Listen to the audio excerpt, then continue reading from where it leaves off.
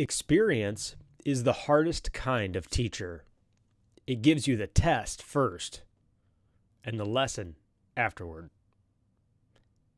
This is the Wisdom Worth Knowing podcast. I'm your host, Craig Chamberlain. If it's your first time joining, welcome. It's good to have you with us. The Wisdom Worth Knowing podcast can be subscribed to on all of the major podcast networks, including Apple Podcasts, Google Podcasts, and Spotify. You can also subscribe on Facebook, YouTube, and Rumble. Your likes, shares, reviews, and everything else help the show grow, so consider doing that. The show is brought to you by Amazon Audible, where listening is the new reading. Get unlimited access to thousands of audiobooks completely free for 30 days. Sign up right now for this limited time offer at audible.wisdomworthknowing.org. That's audible.wisdomworthknowing.org. Experience is the hardest kind of teacher. It gives you the test first and the lesson afterward. I believe this quote was from, let me see here, Oscar Wilde? No. This one was from, let me pull it up here. Yeah, it is Oscar Wilde. It's definitely a fun one. And it's also somewhat depressing. And good morning if you're on the live chat. I see a couple people already joined us. You can join the live chat, which we will go into a discussion time after the main topics discussed for a little bit. But you can join the live chat on YouTube or Facebook. So let's talk about experience. You know, when you go to fill out a job application for any job, generally speaking, they give you the two prerequisites for your job. The first prerequisite is what is your education? The second prerequisite is what is your experience? I had the benefit of growing up in a small business that was started by my father. And so I got to experience firsthand what a small business environment looks like in terms of the hiring and firing process. Also in terms of how somebody who owns and runs a company reacts to certain levels of experience and education. I didn't realize the benefit of this till I got older, of course. But it did give me a different kind of perspective on education because I saw firsthand how people who were working in the workforce in terms of running companies and managing people dealt with people who had a lack of experience but good education, or dealt with people who had a lot of experience and no education, which are like generally the two contrasts. And then there's occasionally the people who have both. They have the education and the experience. So when you're, and believe me, this isn't all going to be about employment and work, but I'm getting to something here. I'm leading up to kind of what the quote alludes to. But when you're looking at a job application, employers who are going to pay you for a job you perform generally look at a combination of the two. They look at what is your level of education, what have you learned in theory, and then experience, what have you done in practice. So generally speaking, if you are changing a career, starting a new career, or you're just getting stagnant in your existing career, these two factors are completely within our control. Our level of education and our level of experience. And both have extreme value in different ways. But what's funny about experience, like the quote says, it is the hardest kind of teacher. And this was terrifying for me when I was younger, because there is nothing scarier than stepping into something that is out of your comfort zone. And I don't just mean on a professional level, I mean on a personal level too. A few episodes back, I talked about how I was basically, when I grew up, I spent an immense amount of time in front of a computer. So computers never scared me. In fact, the prospect of doing something new on a computer was super exciting for me, and it still is to this day. But that was because through experience of trial and error, I learned that there's very few problems you can't adapt to. And I believe this is true for life.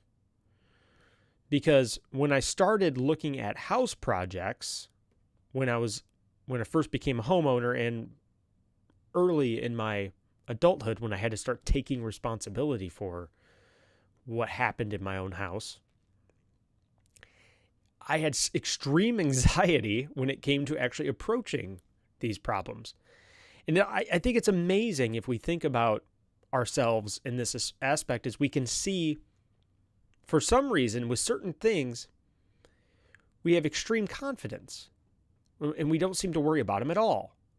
But those things that we have extreme confidence in, other people have crippling anxiety about.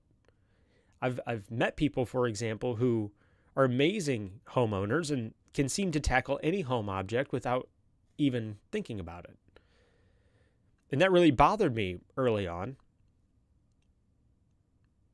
But what I didn't realize they had that I didn't, I never connected the dots, was they had experience. And experience doesn't just build knowledge, which it does, and experience is extremely valuable in that, but experience, in my opinion, above all, builds confidence. Because experience, because it is this hardest kind of teacher, it's like a testing point when you are in the real world and consequences are actually on the line and you actually have to make a decision that may or may not blow up in your face. What experience does is it actually teaches you how to adapt to situations and environments that are outside of expectations. Education, or when we learn something before we have any experience in it, all of the outside variables are controlled. When we live in the world of theory, all of the factors, for example, in a school problem or in a lab in a classroom, all of the variables are controlled. We have control over the environment and how things are going to plan out, or the scope of whatever the issue is. In the real world, we don't really have all the variables, and we are likely never to have them. And so there is this weird cross-section that occurs between theory and reality. And very few people actually reach that point, because I think this is why we get the phenomenon of professional students, where people never want to leave the classroom and to go out into the real world, because the prospect is terrifying, right? Because there is this risk of failure and disappointment and unmet expectations. And so it's understandable that people wouldn't want to take what they've learned and apply it, because they may discover that they may not be as good at it as they thought when it's put to the test.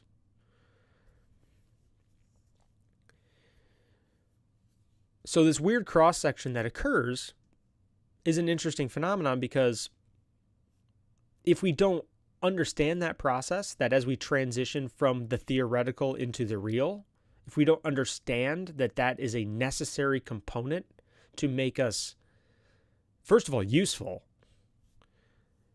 because things we apply in theory, they do have value, but they have limited value. They can only provide value in a theoretical sense.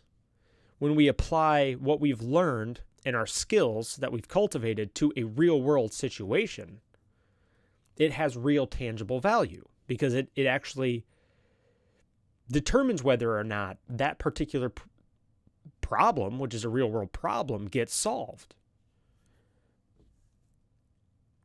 So as we kind of translate our knowledge that we've obtained in the theoretical world into the real world, we walk into a whole different dimension of disappointment, anxiety, stress, fear, failure. And all of these things are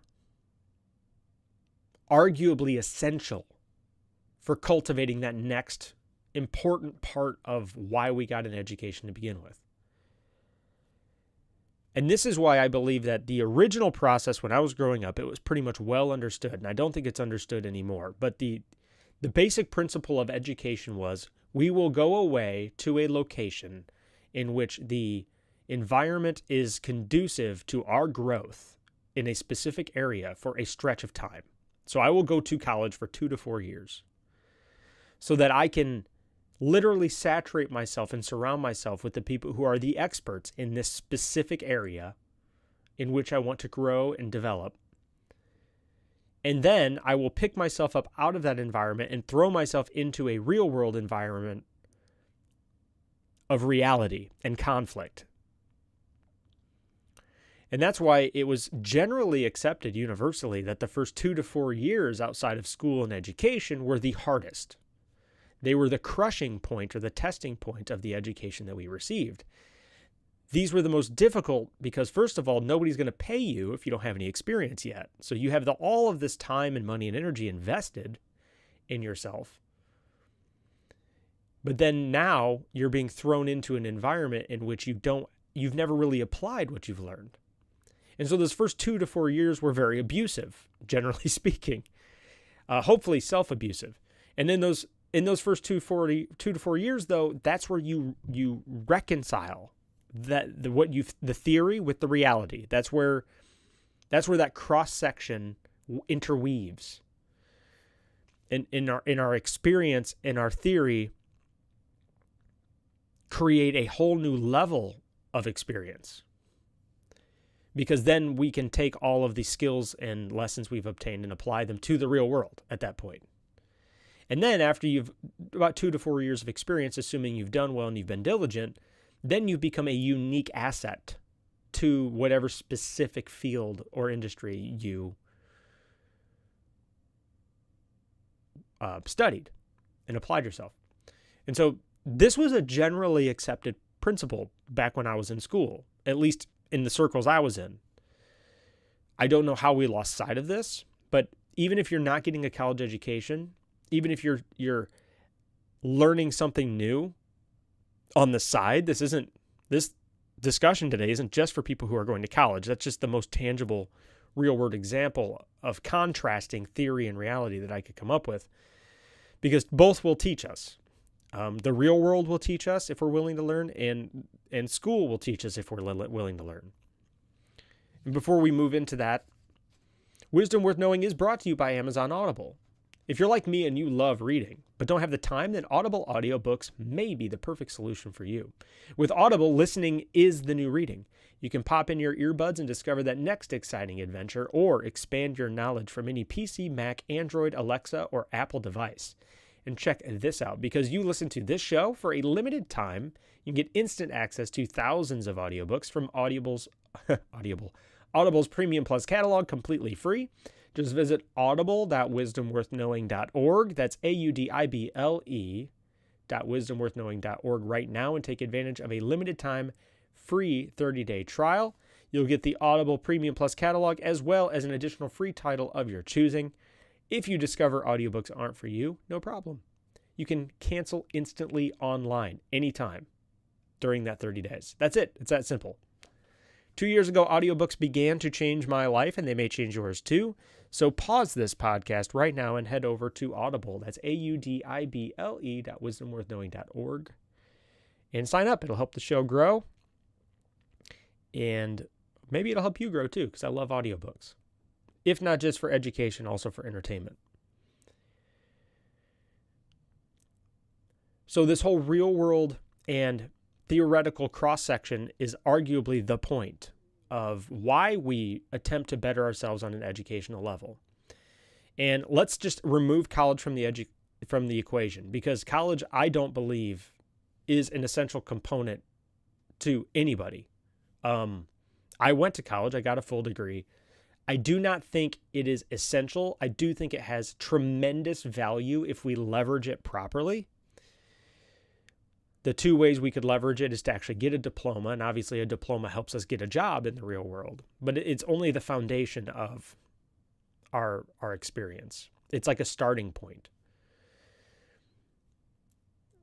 We need to accumulate experience more than anything. Experience has immensely more valuable in the real world than a theoretical education.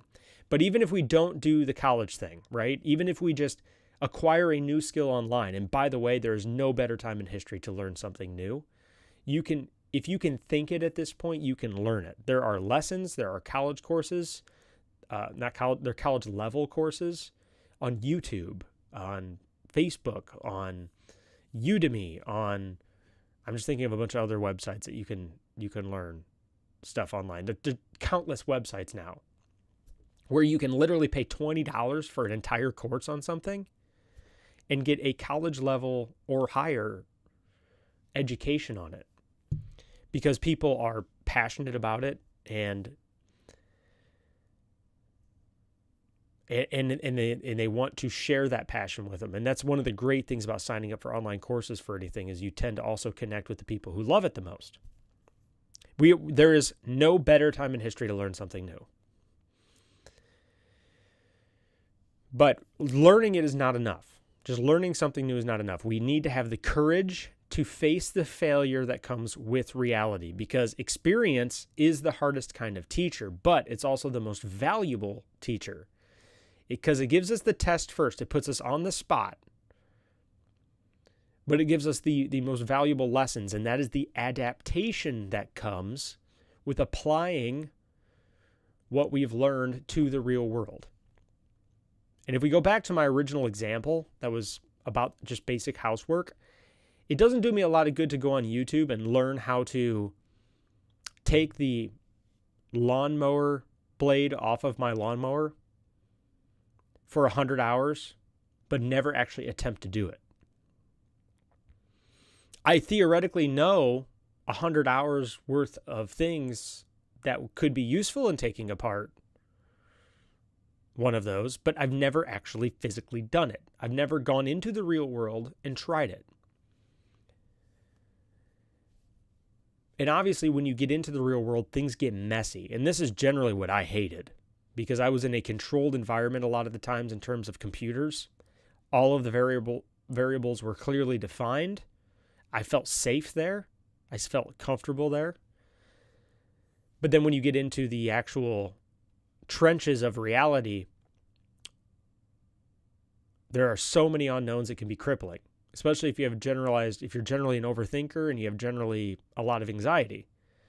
But an amazing thing started to happen when I actually started to jump into these things. I would watch a little bit of a video, and now I'm just like, okay, I'm just going to jump in and just do it. First of all, it's incredibly frustrating how much you fail during a process of trying something new. But what was amazing that I did not expect is what happened next. The first 10 or 15 times I did this, it was incredibly frustrating. It made me mad. I yelled, I cursed, I screamed, and I got mad and failed. And eventually I succeeded on whatever that project was. Or I learned it was beyond me and I hired somebody to do it. But I kept throwing myself into it. Fast forward 5 to 10 years later, I did not even realize this was happening, by the way.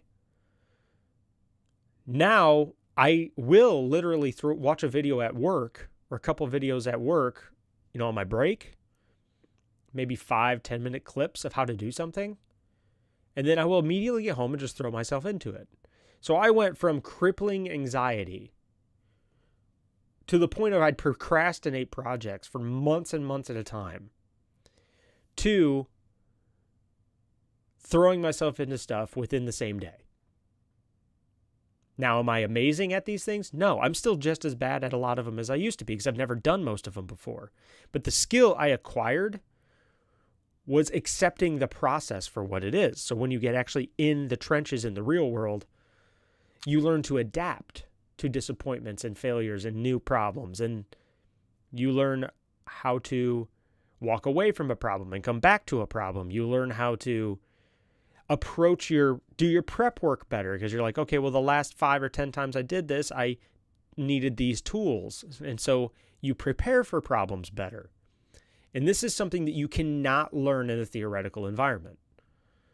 The finer details that come with walking into a project and bringing it to completion is something that only experience can give you.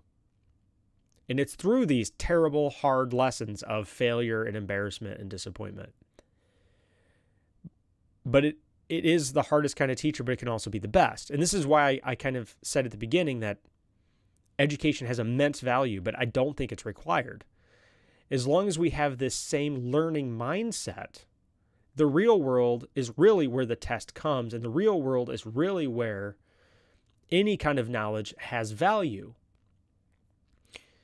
If we only stay in the theoretical world of learning something, whether it's in school or on a YouTube video, we never actually become useful, because none of what we've learned has ever actually been applied. It's never translated into anything. And so that's really where the real meat and potatoes begin to form, is when we actually throw ourselves into those trenches.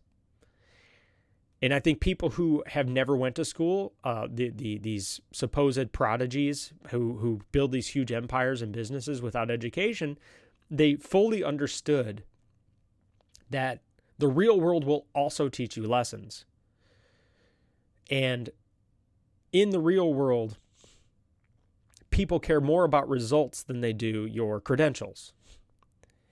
And so throwing yourself immensely into the school of hard knocks, so to speak, the school of experience, can make you more valuable than the person who has the greatest education in the world.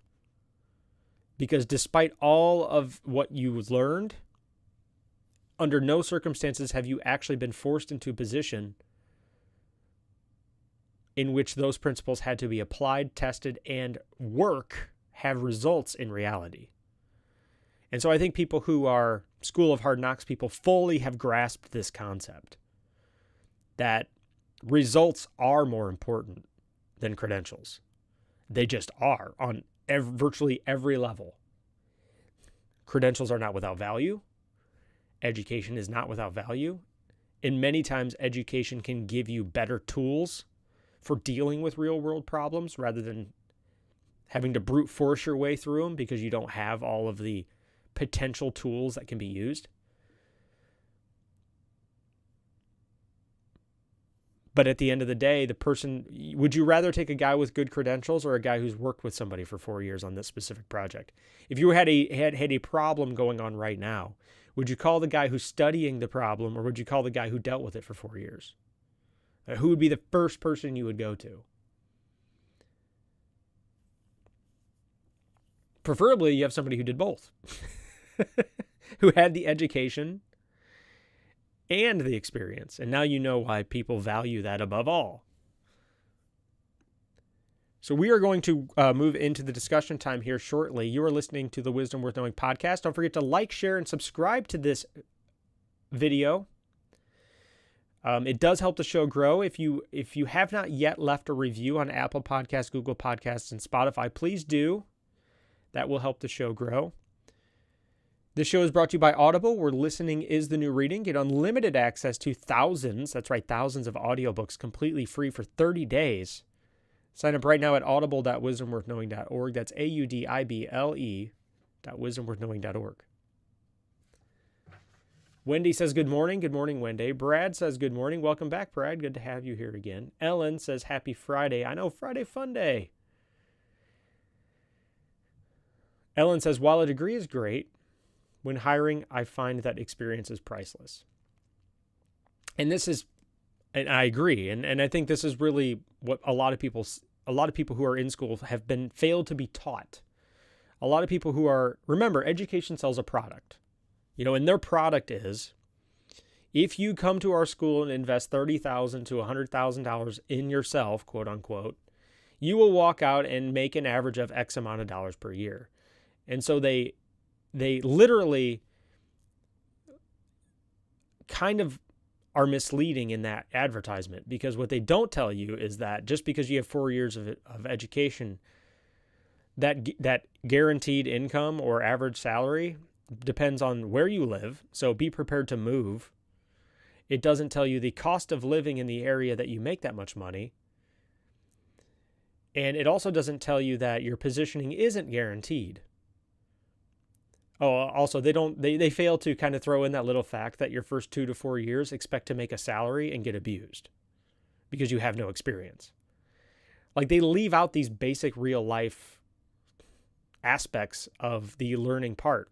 And so it comes to no surprise that kids graduate and then expect to walk into, they have these unrealistic expectations. They expect to walk into a place of employment because they have the degree, and then everything else is smooth sailing. But like I said, when I was younger, this was well understood that education was like that. If you walked out of school with a degree, you were just getting started, and you were starting at the bottom. But you were starting with a set of tools that was going to hopefully slingshot you upward in trajectory. It does not seem to be understood anymore that this was the point. And so it's not surprising that kids are walking into the workforce with extremely unrealistic expectations, but that's because that's what they were sold on. And so it also doesn't surprise that all these kids are wanting their money back or wanting free education because they feel like they were lied to. And on some level they were. But, at the end of the day, nobody made us sign the paper. So I had student loans as well that needed to be paid off. So I generally get the idea. I understand where they're coming from, but when we make decisions that involve our financial situation, we have nobody really to blame but ourselves. And not to mention, we did actually get the education. We just need to accept the reality that now we're going to have to work at it in the real world and cultivate that experience so that we have value now. And I find it hard to believe that anybody spent 4 years in college and they don't have at least the advantage of knowing how to teach themselves better. So that should, in the real world, help you with whatever it is you do. So you do start at an advantage. Brad says, kind of the same thing recently, but I'm getting better at it. Getting better at not procrastinating. I have learned that procrastination is, I'm the same way. There are certain things I still procrastinate heavily with. But what I did learn is procrastination is like a self-esteem thing. For some reason, my value was wrapped up in me doing things really well all the time. I think it's because I kind of have that perfectionist mentality. And the more I accepted failure as part of the process of just about anything, let me tell you a fun story on that. I worked in a panel shop at our work because we do industrial automation, and I worked alongside my brother, which was a very pleasurable experience. He trained me initially on building these panels. And you had to cut holes, and you had to measure 3 times, cut once. That was like the rule. And I quickly learned why that rule existed, because once you make the cut, it's there. And I specifically remember the first time I screwed something up. I was so terrified of coming to him and saying, I messed this up. And I finally walked in there and I said it. And he goes, okay, well, show me. And I brought him back there and I showed it to him. He goes, oh, no, this is no problem. We'll just cover it up with this. And then there was like just a separate part we could just put over it where I screwed up. And I'm like, that's it? Won't they notice? He goes, no, 90% of this job is covering up your mistakes. I never forgot that. Because what it really kind of taught me was that although you can try to do things perfectly every time, you won't. And 90% of what the real world experience does is it's not necessarily for just covering up your mistakes, but it's adapting to them and coming up with a solution that kind of fixes it, fills in those gaps. And then I really started to notice this. Like if you walk around your house and you look at your windows and your doors and you look at things that were built or fixed, there wasn't a perfect solution. You can actually see the flaws if you look closely. But then you can kind of see these little fixes and tweaks they did to correct those flaws. And it is absolutely stunning to realize that the doers of the world are the ones who do something it doesn't come out perfect, and then they slowly tweak and adjust it so that it ultimately performs the function it was designed to perform. And so I really had to let go of this perfectionism. Because in the real world, things are not perfect. They're broken, they're uneven, they're bent, they're twisted, there's a fun excitement to realizing that you never really know how it's going to go. And my procrastination got better when I fully began to understand the importance and significance of these imperfections, because that's where you really kind of learn the fine-tuning of the finishing work of the job. And that's something you cannot learn in a classroom. You just can't. Because there's so many of those little things that inject themselves, those little variables that inject themselves into the real world that a classroom cannot really replicate, that only experience can fill in. And that was kind of a fun lesson for me to learn. And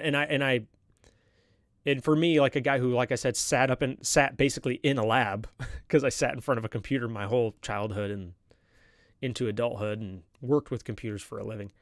That was a really valuable thing for me to learn, because computers do create this false expectation of how the world really is, because in a computer environment, things are very controlled. And I didn't realize how much of a control freak I was. So that was very valuable for me. So that is it for the Wisdom Worth Knowing podcast. Thank you for joining me today.